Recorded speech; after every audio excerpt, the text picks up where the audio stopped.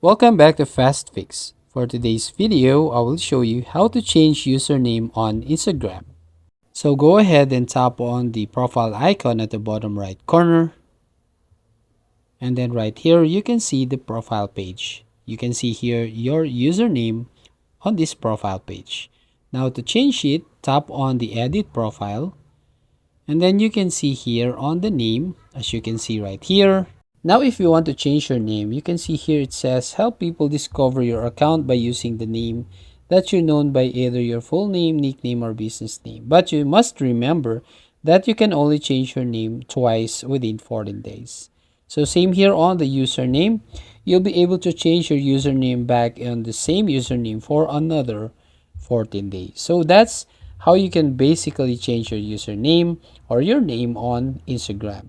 So that's it. If you find this helpful, don't forget to like and subscribe and ring the bell icon to notify you on the next video.